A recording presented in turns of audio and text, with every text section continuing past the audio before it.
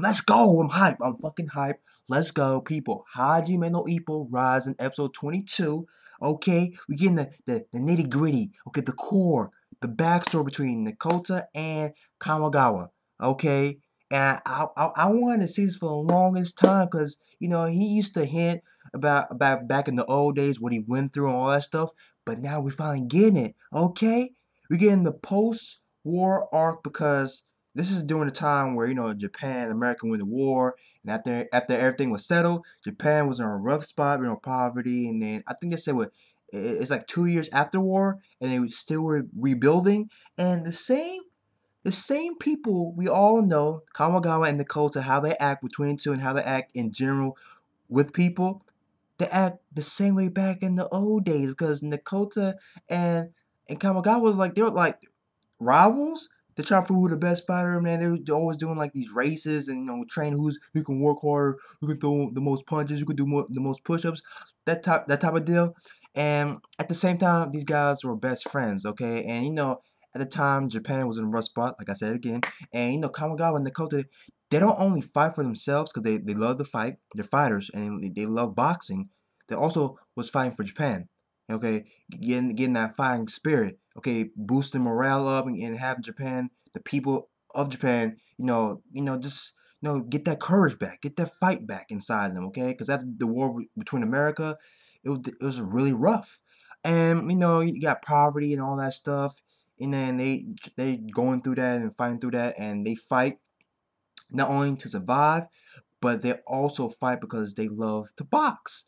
Okay? And in the episode, we meet another fucking sleazeball, dick, asshole American, and it's fucking Anderson. Okay? What he said to Nekota and Kamogawa, that was some fucking dick ass bullshit fucking thing to say. Like, yo, it's like there's only two things because he was so bored because he fought a Japanese boxer, a friend of Nekota and Kamogawa, and he just whooped him like so fast and so easy. And he was bored. He's like he was chasing this girl Yuki that Nekota and Kamogawa, they both love this girl. She's beautiful, and they both love this girl. And I'm pretty sure because Nekota is fighting for her, and he knows that Kamogawa also loves her. He trying to prove he's the best, and he's for her. And they both love the same girl, so that's gonna be crazy to see. Like they both love the same girl, and Anderson was chasing this one girl, and he's gonna have his way because he was so bored of the fight he had with the friend of Nekota and Kamogawa, and he's like, there's two things. Okay, I'm here, man. Okay, it's to beat Japanese people and to lay with their women. I was like, oh, yeah, that enrages Nekota and Kamogawa, and they get their shit kicked in.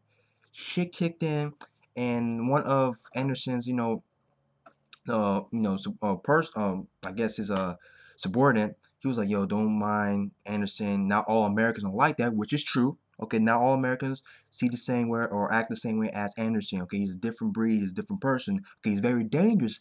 I suggest you guys don't get your revenge. Okay, do not fight this guy because this guy is about that life. He's a great fighter. He's a strong boxer. So yeah. And down stop Dakota and Kamogawa, they want to train harder. And this is and back in those times, they just learned about counter.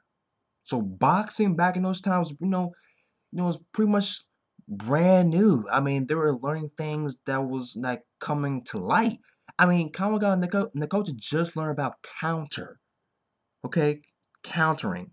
Okay, it's a big deal. Okay, big deal. Okay, they just learned about countering. Okay, and that don't stop Nekota and Kamogawa. They get the shit kicked in. They meet Yuki.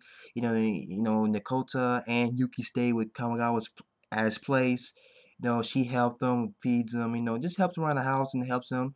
And she become close with Nekota and Kamogawa. It's crazy to see, and it's also great to see these two characters. Not two characters, three characters. You got Yuki, and to see how Japan was back in the day and after the war, and how Kamogawa and Nekota, survive, and the boxing techniques. And